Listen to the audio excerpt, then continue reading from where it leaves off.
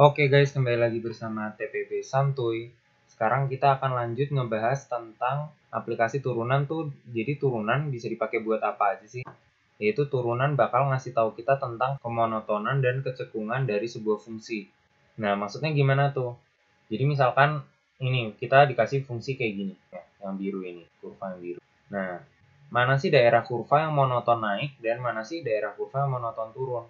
Maksudnya gimana sih si fungsi itu nilainya bakal semakin turun kayak gini dan dimana semakin naik. Nah, kalau kita misalkan punya gambarnya ini, kita bisa langsung bilang kan, oh ini turun nih di sini sampai di sini dia berhenti terus habis di sini naik gitu. Ya benar sih. Nah, jadi seperti yang kita udah bahas sebelumnya, jadi turunan itu bisa kita anggap sebagai kemiringan atau slope. Nah, kalau misalkan dia turun, berarti turunannya negatif, dan kalau dia naik, berarti turunannya positif. Nah, terus kan kalau kita ngelihat grafiknya gini, kan kita udah bisa tahu mana dia turun, kapan dia naik gitu. Terus ngapain harus susah-susah ngitung turunan? Itu benar juga sih.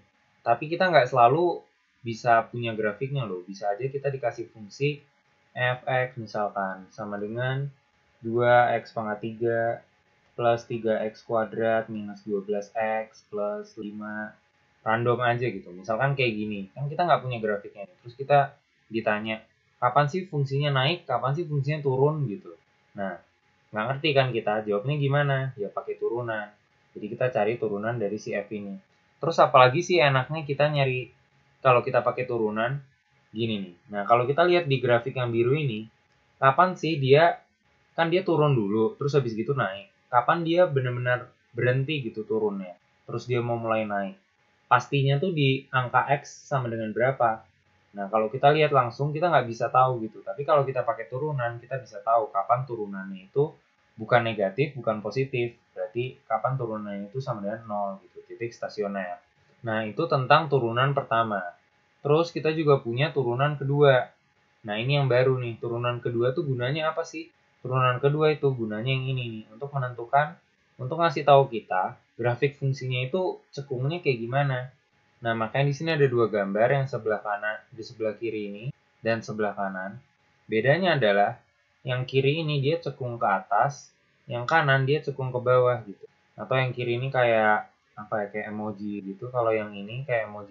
Nah, kalau kita sekali lagi kalau kita punya grafiknya, ya iya kita tahu kalau dia itu lagi cekungnya ke atas atau ke bawah gitu. Nah, tapi kalau misalkan kita punya grafiknya, gimana cara dia tahu grafiknya itu fungsinya punya grafik yang cekung ke atas atau cekung ke bawah? Kita kita bisa tahu dengan mengevaluasi turunan keduanya. Nah, kalau dia cekung ke atas gini, turunan keduanya itu positif gitu, atau ininya. Nah, kalau dia cekung ke bawah gini, turunan keduanya itu negatif. Nah, berarti dia kayak gini. Nah, terus turunan kedua bisa, kalau 0 turunan keduanya kayak gimana? Kalau turunan keduanya 0, dia itu adalah perpindahan dari cekung ke atas ke cekung ke bawah. Namanya inflection point. Nah, kayak gini nih. Nah, dua ini adalah contoh titik belok, yaitu ketika turunan kedua 0 atau ketika turunan keduanya tidak terdefinisi gitu. Oh iya, satu lagi hubungannya turunan kedua sama turunan pertama.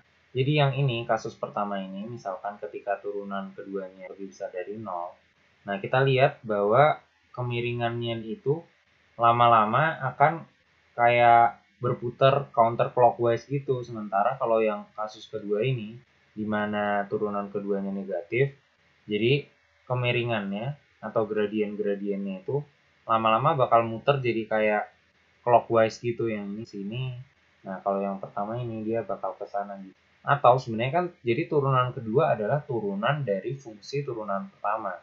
Nah, kalau turunan kedua lebih besar dari 0, artinya turunan pertamanya akan bertambah terus, akan menjadi semakin positif. Jadi kan ini kemiringannya negatif, terus makin makin makin positif, makin positif.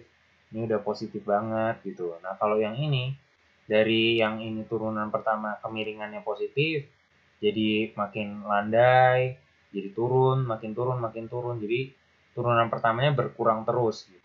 Nah, sama kayak sebelumnya, biar lebih familiar, kita cobain nyelesain persamaan ini. Nyelesain soal ini.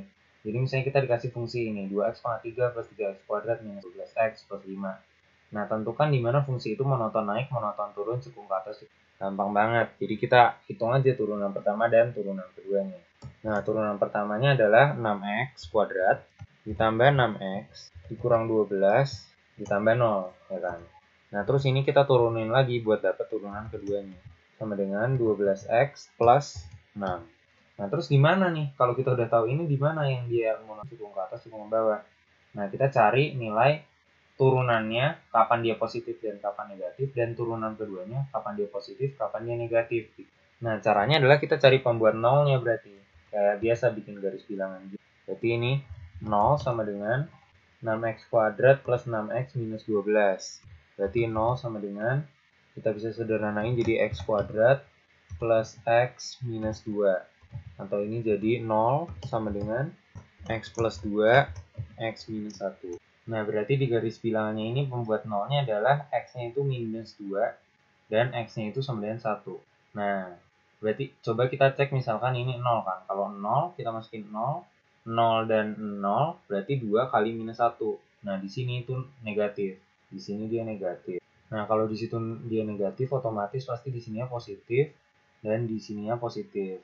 Karena nggak ada yang kuadrat kan ini. Nggak ada yang kuadrat, jadi tandanya bakal selang-seling gitu. Nah, berarti kita udah tahu deh di sini. Berarti di antara minus 2 sampai 1, fungsinya monoton turun. Terus dari minus infinity sampai minus 2, fungsinya monoton naik. Dan dari 1 sampai infinity, fungsinya monoton naik juga. Kalau di minus 2 dan dan di satunya gimana? Ya 0, fungsinya stasioner, nggak naik, nggak turun. Nah, terus sekarang kita cek turunan kedua.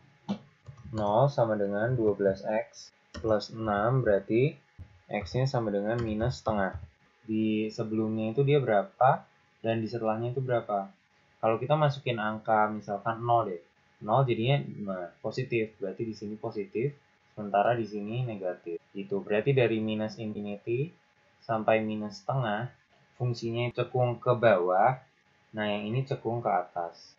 Nah, jadi sebenarnya kira-kira sketsa fungsinya tuh kayak gini.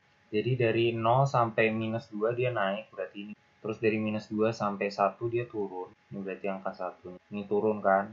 Nah, terus habis itu dia naik lagi. Minus 2, 1. Nah, terus dia itu ganti kecekungan di negatif 0,5. Nah, berarti di sekitar sini nih. Nah, di sekitar sini dia dari yang cekung ke bawah jadi cekung ke atas. Gitu. Oke, sekian pembahasan kali ini mengenai kemonotonan dan kecekungan. Semoga bisa membantu kalian buat memahami materi ini. Sampai ketemu di video-video selanjutnya. Thank you udah nonton.